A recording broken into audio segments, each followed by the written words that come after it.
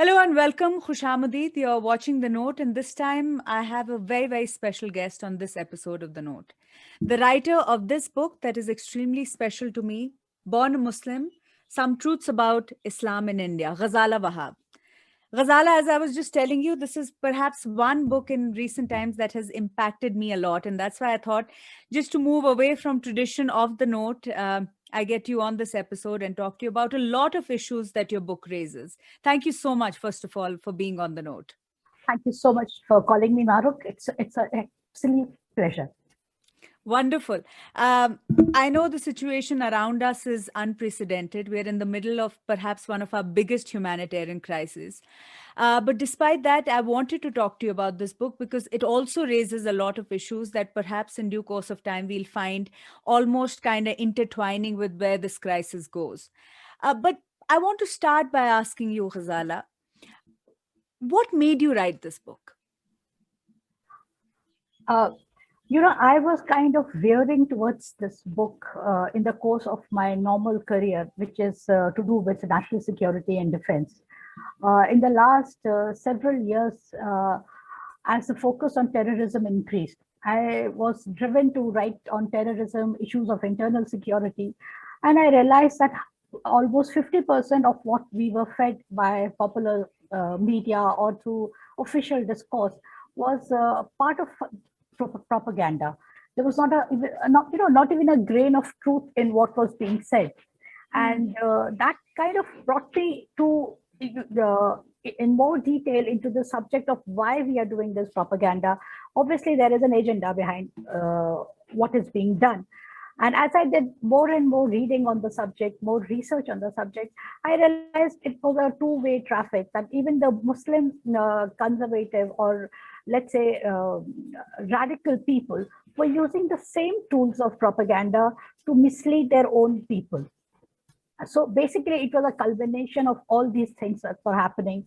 So as I have said before also, my first target audience was fellow Muslims, because I felt that if they could be put wise, if they could be told that how they are being misled by certain vested interests within their own community, they could probably be made to rethink their choices, rethink their behavior, their attitude, not only towards their own religion, but also towards the way they relate to other people. But one thing led to another, and this is how the book shaped up, because I realized that addressing only one part of the society is not going to yield anything. We have to talk to everybody and kind of build some sort of a conversational bridge where people could ask questions of each other if they have doubts, instead of just blindly believing what is being fed to them. I'll come to your original intention and where that led you eventually, and where that original intention of what you wanted to do for the Muslim community, where does that go? But I want to start at the very beginning, and it's a terrifying introduction in your book about the riots in your hometown. And what perhaps hit me the most is the fact that how your father, your family felt a betrayal primarily by the very people who you considered as friends. That when it came to a riot, it was more about religion and not human relationships. That kind of hit me because I have my entire life believed in human relations, and I believe a lot of other people also do. Just talk about that. I at that point I also felt it was a betrayal. But while I was writing this and I was revisiting the whole thing, I feel that it more than the sense of betrayal, what my father personally felt was being shown his position in the society, that this is Mm, where you belong. Eventually, mm, this is how you will be judged always, whether you are rich or you're famous or you're successful or you're a philanthropist, a person who's doing work in the community, uh, outside your own community also. So basically, that was the most devastating part, that you can cover as much distance as you want in life, in terms of your mental makeup, in terms of your career, economic situation. But if the other wants to put you in a bracket, if they want to judge you in a particular way, mm, uh, then the onus of how you are viewed is not on you, it's on the other person. You can try whatever you want, but if the other person has decided to put you in a bracket, you'll always remain in that bracket. So this change of attitude has to come from the other side. I mean, I hear a lot of people say Muslims need to study, Muslims need to um, be more progressive. But the point is, you can do whatever you want. If you have been put in a certain place, there's nothing you can do to change that. So So, this whole, no, no, sorry, go ahead. Go ahead. Go ahead, please. so this whole the situation, the riot, uh, actually, to be honest, the district administration reacted or behaved in the manner that they were told to, or those in our society, we have in India, especially Indian society, we have a concept of a few hours where the administration and everybody says, okay, there's a window of 1 hour, 2 hour, and then we'll come in. The Hmm. law and order will take Hmm. its course. And this has happened consistently, riot after riot, since our independence. That there is always this small window which is given to a certain group of people to vent their anger or do whatever. Hmm. As far as the neighbors are concerned, I think their intentions or their concern was coming from a good place, because they also felt that they would not have the courage to stick their neck out. And I feel probably it's unreasonable to expect somebody to stick their neck out for you, uh, when you're not sure whether you would be able to do the same for them if push comes to shove. I mean, so basically, in a situation like this, everybody is on his or her own. So I think Very interesting it's point. it's uh, it's basically, when I was writing, I realized that what I thought as a child was really not what actually could have been the real situation then. Hmm. Everybody was driven by their own fears, by their own compulsions, whether they were orders from the superiors or whether they were, uh, sudden feeling of your own community that we have to stick Hmm. together, and Hmm. that other person is of the other person. So it could be a culmination, or it could be a combination of all these factors. All these factors. But does your memory of this riot also, in a way, uh, coincide with what you'll perhaps one would call as the building of fear in the Indian Muslim? Would you say that it comes around the same time, or has it been there for much longer? See, for me, the fear, fortunately, did not take root. Even after this incident, we got over it. We continue to live in that same place, in the same Hmm. area, same neighborhood, same people, and we have the most amicable relations with one another. Hmm. And we continue to be the only Muslim family in that area. And now, because so many years have passed, a lot of people have died in the Hmm. neighborhood. So my parents are the senior most citizens in that neighborhood. So they are given the kind of respect you'd expect the senior most person in a neighborhood to have. They're consulted for various Hmm. issues. uh, Last year during the lockdown, uh, the entire neighborhood, the youngsters, they took charge of supplying goods to everybody's houses, because how could elderly people go out? Though my Right. brother lives with them, but the neighborhood boys, they had formed a group and they had divided the duties that, okay, so milk will be fetched by one boy in the morning for everybody, vegetables will be fetched by another one, medicines would be fetched by one. So they worked together as a cohesive neighborhood irrespective of religion. So Mm-hmm. this was a very nice and a heartening thing. As far as fear is concerned, maybe I have been insular. So I have not really felt this fear. I have never felt earlier also, and I do not feel it even today. Maybe Hmm. because of certain privileges I have enjoyed in my life, in my career. Absolutely. Yeah. But as far as my family is concerned, and what I have heard from them in conversations, a certain degree of fear has always been there. I have Hmm. narrated an incident of Eid in my house, and this was a year after the Muradabad incident. Hmm. So, if that is not fear, then what is? That's even Right. small, the biggest celebration of your community, and you're driven not by happiness or cheer, you're driven by fear Hmm. in your celebration. So I think this fear has been part of Muslim psyche always, maybe not so widespread as it is now or has been become now in the last Hmm. 7 years.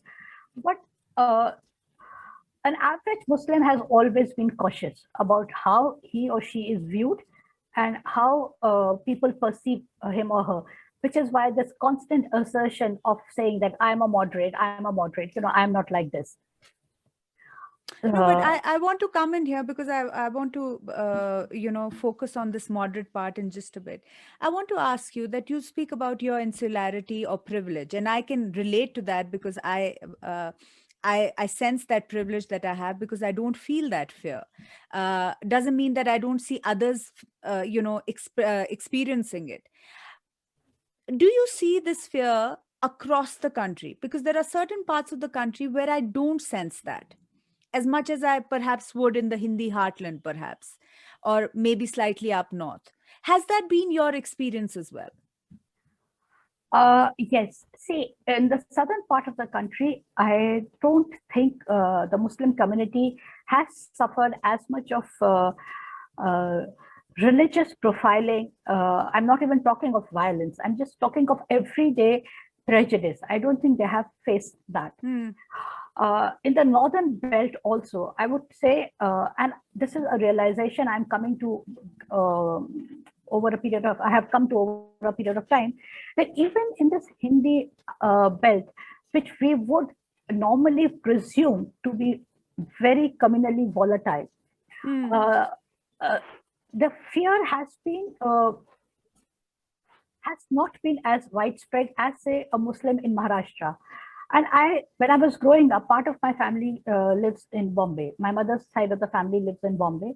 And we have been, as kids, going to Bombay every year for our vacation.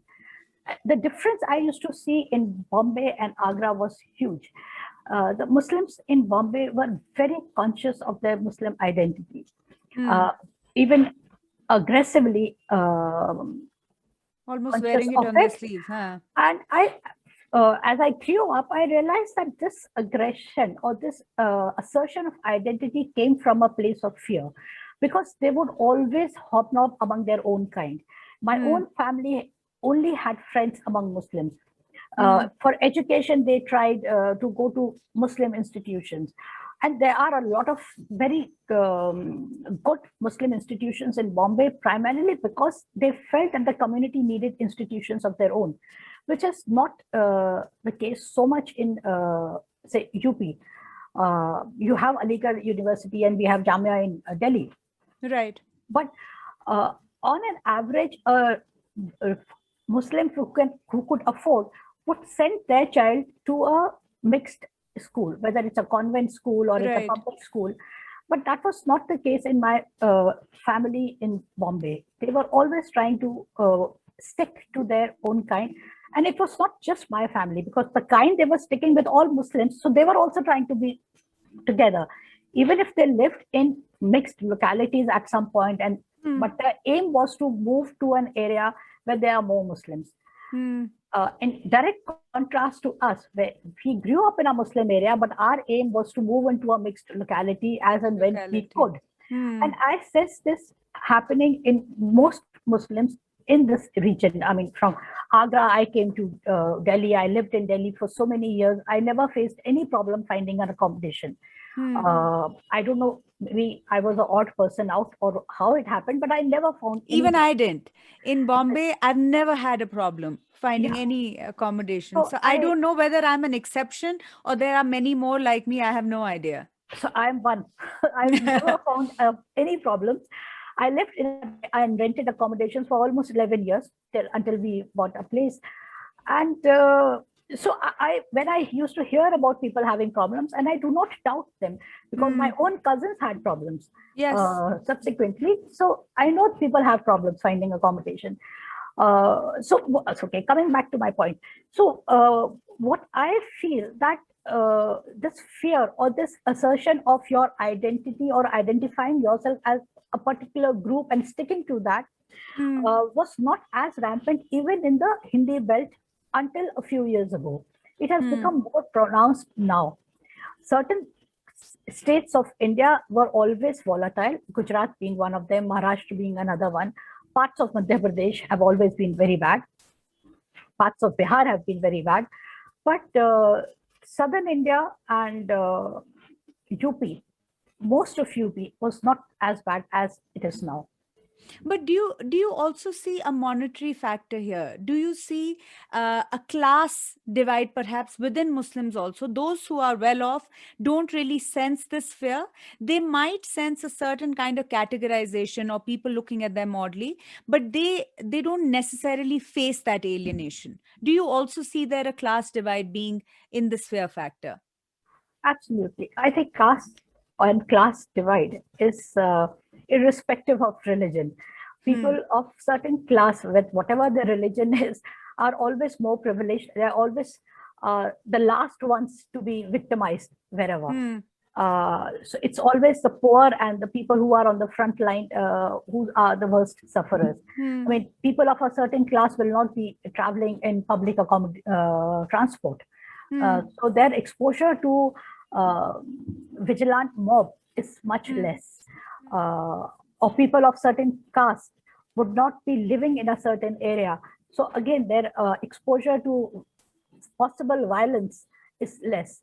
So the class and the caste, both of these impact upon how safe you are as an individual.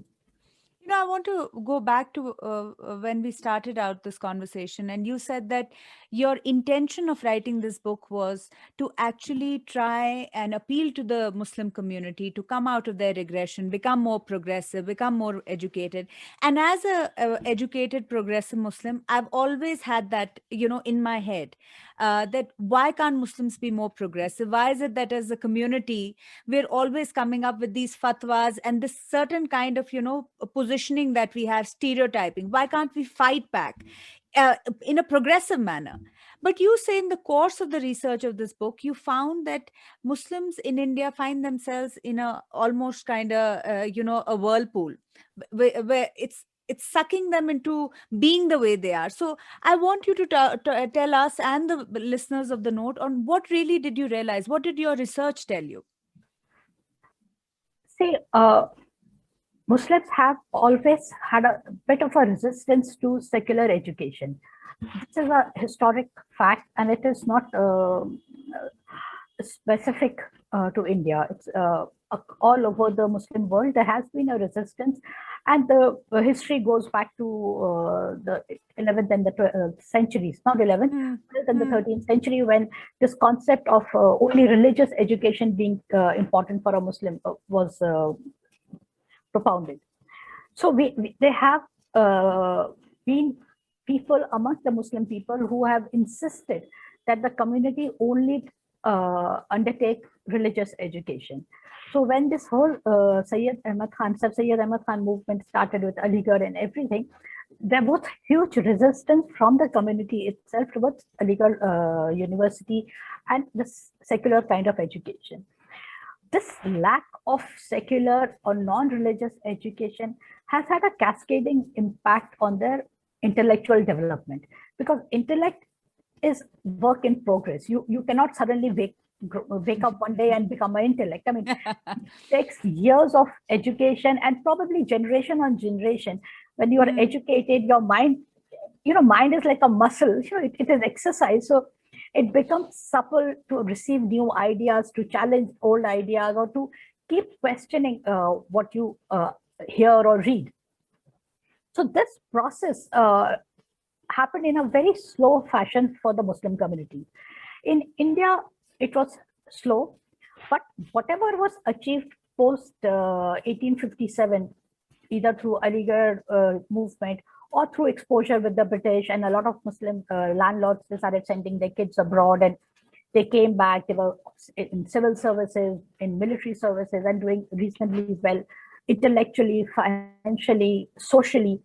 But when the partition happened, this entire chunk, it shifted to Pakistan.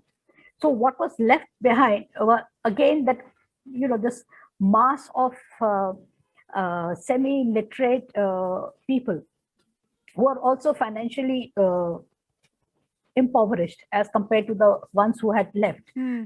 So we were, in the manner of speaking, we were back to the starting point. So this has led to a progressive degradation of their intellectual abilities. So even when they started all over again to study, to you know, uh, embrace modern education, the process has been slower than other communities, which is why they are now worse than even the scheduled caste in terms of their education levels. Though the literacy levels are at par with others because most of them are Quran literate, so Right. they can read, but Hmm. they are not educated. I mean, this literacy is of no good when you're seeking a career or you're trying to Hmm. build a secular life uh, outside your domain of your religion. So Hmm. this has been their biggest problem. And Hmm. because of this problem, they have been extremely susceptible to being misled by Hmm. both vested interests as well as by the ulemas, because they do not know any better, Hmm. because of these decades and decades of backwardness, mental, intellectual backwardness has made them extremely vulnerable to being misguided and also insecure about their own judgment. So, because they don't trust their own judgment, they have to constantly seek approval from others. They have to, and that is how this whole fatwa industry functions, because you are so unsure of your own judgment, you don't know whether I'm doing the right thing or not. Even Hmm. if you're following all the tenets of Islam, even if you're doing your kalma, namaz, roza, zakat, hajj, everything, but despite that, you are never too sure that am I on the right path? And you need to constantly ask people or who you think are better educated than you in the religious domain for advice. And when you are trusting somebody else's judgment more than your own judgment, then obviously you are actually putting your life in his hand. So isn't this like a catch-22 for an Indian Muslim, right? You have fear, you ghettoize, you live in a certain environment, your education is impacted because of that. You obviously don't have too many employment opportunities. Then you gravitate towards religion in a more rabid way. Perhaps those who are, guiding you are not very qualified themselves. So how do you get out of this? It's a very, it's a long haul, which is why I think we need multi-pronged approach to tackle this situation. And I feel the kind of political environment that we are living in today, uh, it's almost foolhardy to expect that the state will do anything to better your lot, except for pay lip service. So Muslims have to really do things in a more proactive manner. They have to institute scholarships, they have to finance students for secular education in schools, and probably they cannot compete and get into good institutions. So maybe certain number of seats could be sponsored for them. I mean, I'm not talking using the word reservation, but Hmm. somebody could pay for them in private universities or private institutions. Uh, See, one of our problems which I encountered in the course of my research was that a lot of Muslims, again, driven by fear probably or insecurity, those who have the means do not want to be seen to be helping the Muslims. They want to be seen as even handed, as secular in their dispersal of wealth, Hmm. which is a noble idea. But uh, if you want to help your community, then you have to be little less even-handed. You have to do a little bit more for people who need it more. Hmm. Uh, there is another thing which I do not agree with, and a lot of people keep insisting on this, that we should reward merit. That anybody who's meritorious should have an opportunity to get in the best of institutions. So Hmm. our whole scholarship system is driven by merit. But I think the scholarship system should not be based on merit, it should be based on need. A person who actually needs it should get it. Whether Get it. he or she is meritorious or not is because they are not starting from the same point. So Yes. average Muslim cannot compete with an average upper caste Hindu Hmm. pupil in the same institution. They cannot compete. Forget about the resources they had while they were preparing for their entrance. Even Hmm. their mental capacity, their intellect capacity is uh, not at par. And let's face it, uh, it's not a appropriate thing to say, but I feel that Muslims on an average are intellectually weaker than other communities, uh, upper caste Hindu communities. Hmm. They are unable. I mean, there are exceptions, of course. There are Yes. absolutely brilliant Muslims also, but I'm taking an average. So these are the people who need more hand holding, more outreach, because we cannot ask the government to give us reservations. It is not correct. It is not appropriate also, and it will not happen. So Hmm. if the community can do this together, if you have this huge millionaires and billionaires among Muslims, at least a few of them are there. If they could institute scholarships, if they could institute seats, reserve them through sponsorship Hmm. by paying for them, or by sponsoring another child in lieu of one Muslim child. I mean, mechanisms can be made or built. Yes. So probably we could do some kind of a serious outreach to help the community get out of this morass. One Aligarh University or one Jamia Millia is not enough. And the worst part is a Jamia Millia or a Aligarh is always viewed with suspicion, is always exploited by vested interests, both among the Muslim communities and the Outside. outsiders. I mean, you see this whole SIMI movement. It came Yes. from, which was, the university student organization was exploited by Jamaat Islami. I mean, Yes. these are matters of record. So a Muslim or a ghettoized institution of learning will always have limited utility.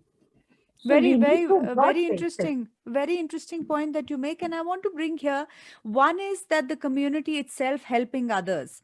The other is, and you point towards that in the book as well, is it that Muslims, while being a strategic vote bank, have not really managed to become a political force? I think even a vote bank has always been a misnomer because Hmm. it's not a monolith community and they do not vote in a particular way all across India. So maybe a vote bank, let's say when Imam Bukhari says something in Delhi, maybe it would sway the Muslims of this particular region, parts of Old Delhi, maybe parts of UP. Hmm. But it will not really have any impact upon Muslims in Bombay or Hmm. Muslims in Chennai. Hmm. So this vote bank thing is very limited. I think we treat it as a bigger issue than it actually is. Hmm. As far as the political force is concerned, uh, see, they are so widespread all over India. So their votes are divided in their regions. So they could never, as one community, they can never become a political force. They can only become a political force if all Muslims, all 15% of the population were voting en masse towards Towards one. one Hmm. party, which doesn't happen because Hmm. our politics is so protected now. And Hmm. we have so many regional parties vying for their attention. And so What politically, they perhaps I are. meant as a political force was having some kind of representation in various institutions of political activity. Even that representation has dwindled over the years. Do you think that will also impact the position of in the Indian Muslim? Uh, See, we have had sporadic representation in various institutions, whether it's Hmm. administration or non-government organizations. We've had. But the problem with the Muslims is, and even in these institutions or in these administrative positions, have been that they do not want to be seen as uh, supporting the Muslims. Hmm. So they actually go out of their way to sometimes not support a Muslim. Hmm. Uh, in fact, instead of being even-handed, they sometimes are blind-sided. They don't want to look at another Muslim in their organization because they feel that it will immediately impact upon their reputation and their own prospects in that particular setup. So that has been the biggest problem, which is why a Muslim representation, I feel, is meaningless. It means nothing. Even if a Muslim is in a position of influence, he is not likely to help another Muslim. So it is better, or it is what helps the Muslims most are well-meaning non-Muslim people, people who are confident in actually being even-handed, or maybe a little more proactive in helping who they think need the help most. That's a very interesting point that you make, Ghazala. I was talking on another forum, and Professor Amitabh Kundu was one of the panelists there. And he recounted an incident when he was in Jawaharlal Nehru University. In his department, he had instituted a study.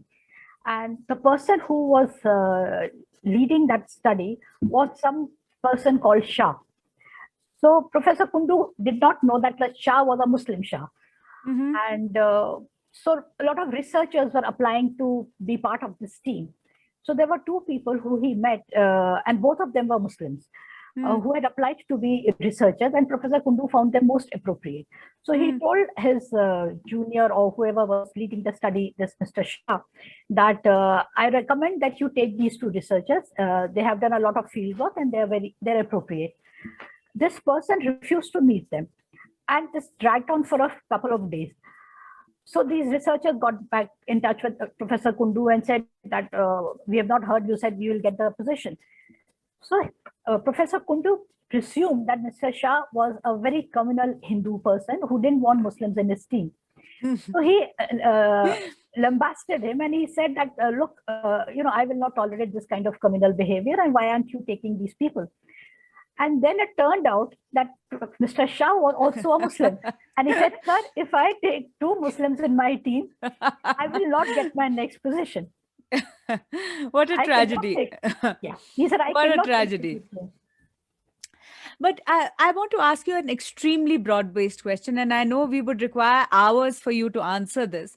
But for our viewers, and I think a lot of listeners would want to know this, how has Islam evolved in India, and has it evolved differently in different parts of India compared to the rest of the world? How has it evolved in India compared to the rest of the world?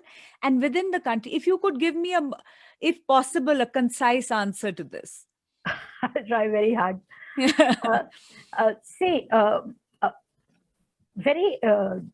a very generic way, there have been three ways in which Islam came to India. One was, and it's well established, one was traders, business people who had been coming here even before Islam came to Arabia. So there was a social, cultural, economic engagement with the Arabia and the coastal belt of the entire Malabar coastal belt. So this was the earliest engagement of Indians with Islam. Along with them, the Sufis also came, because when you're traveling, there's some people who are Sufis along, and they came with the traders. And then the third was the invaders. Invaders came in the north. So the northern part of the country and the eastern part of the country, Assam and further on, were their exposure to Islam happened through invaders who came from Turkey, Central Asia, Afghanistan, parts of Iran. The Sufis were from parts of Iran. The southern belt got exposed to traders and the Sufis.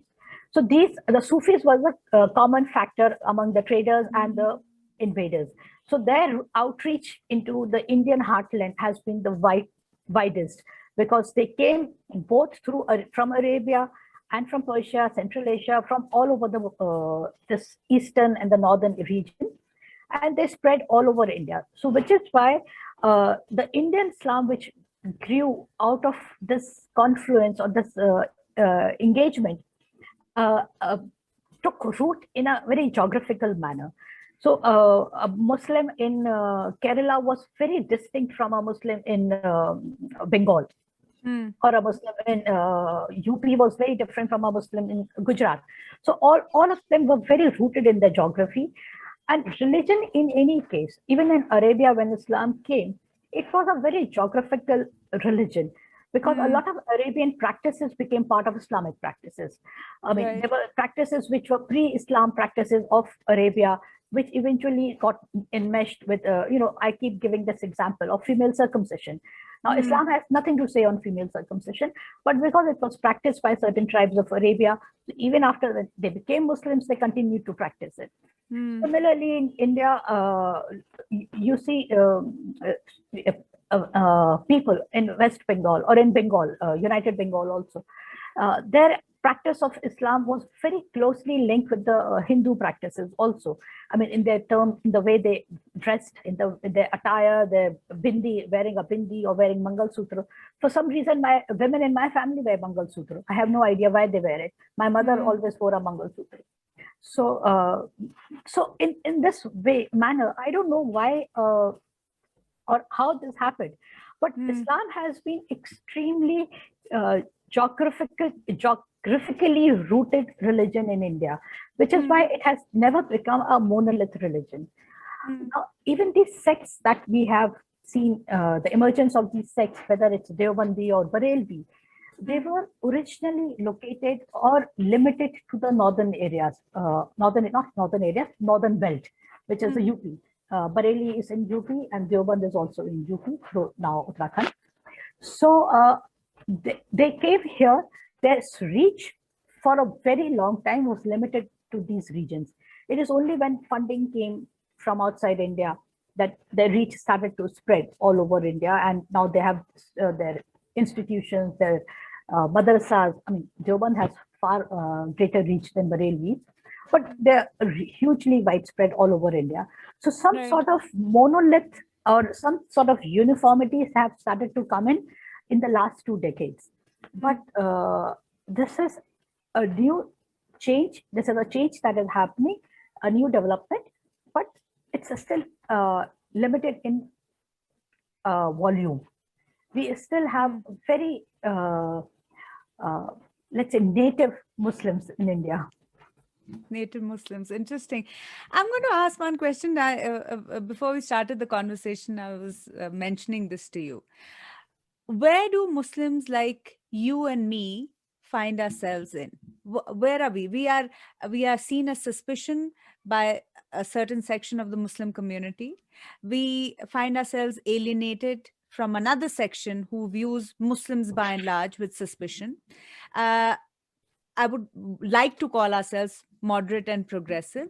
Where does this moderate progressive Muslim today find himself or herself in? I think one, there are dwindling people numbers. There are Okay. not too many. And also, I think they are in a slightly disadvantageous position because they are viewed as sellouts to the Muslim community by the majority, by majority of the Muslims, I mean. And the majority community in any case, the Hindus, in any case, never make a distinction between a progressive or a non-progressive Muslims when they have to, when they're driven by their prejudice. They Mm, look at a Muslim as a progressive only when they're doing their profiling. So hmm, they put you in a bracket that, okay, so you are progressive, you're conservative.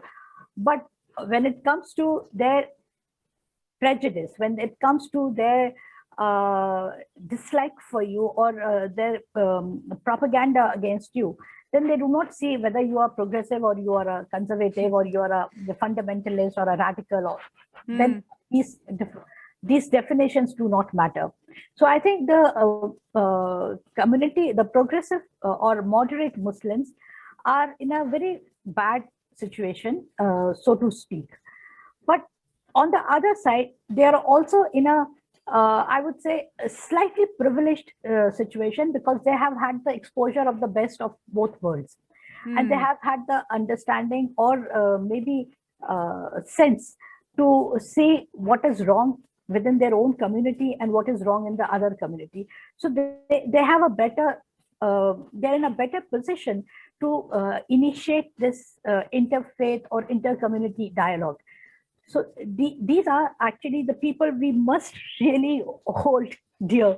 We must treasure them, and we must hope that their tribe increases, because they are eventually the people who can do so much more for their own community than the Muslim activists Okay, can. and I'm going to end this by with my last question, which is that what does it mean to be a Muslim in India today? This is the first overriding question throughout, but I'm going to ask this. And secondly, is it easier to radicalize a young Muslim today than it was perhaps a decade ago? I'll answer the second part first because it's Yes. easier to answer. No, it's not easy to radicalize a Muslim today than it was a decade ago. I think a larger number of Muslims now see through vested interests who try and mislead them, which is why though there was a phase where Muslims were getting influenced by events outside India, it is not happening any longer.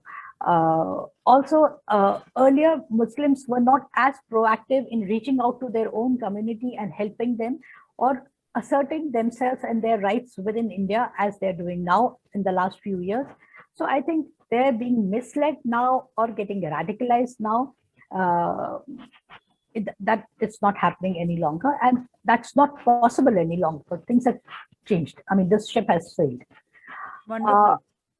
uh, what it means to be a Muslim is a huge challenge.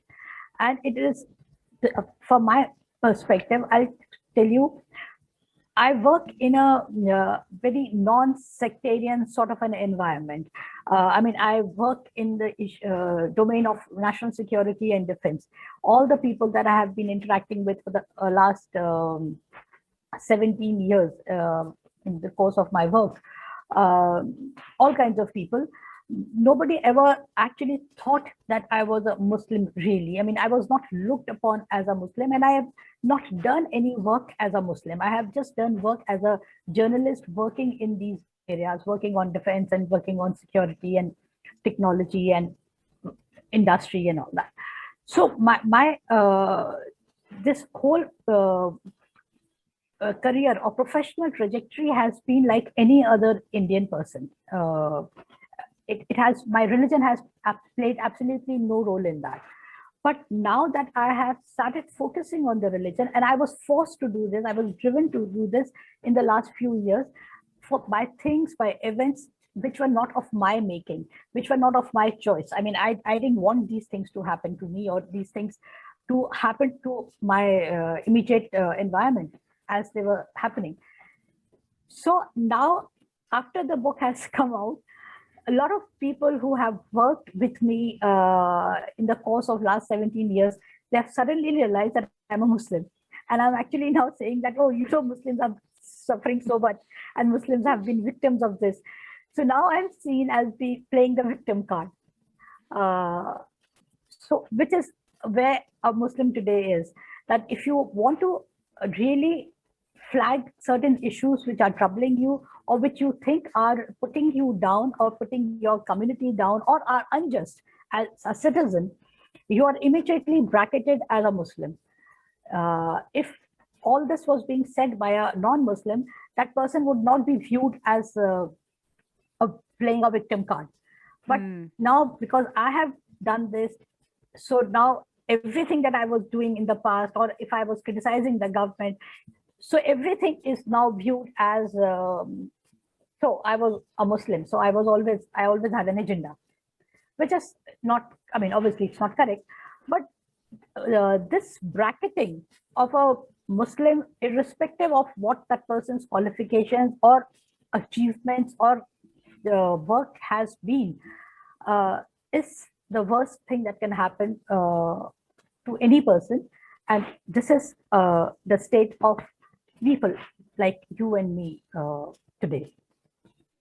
Ghazala, I would have loved to continue, but time is a restriction in this podcast. But thank you so much for joining me, for your wonderful insights, and honestly for this absolutely wonderful book.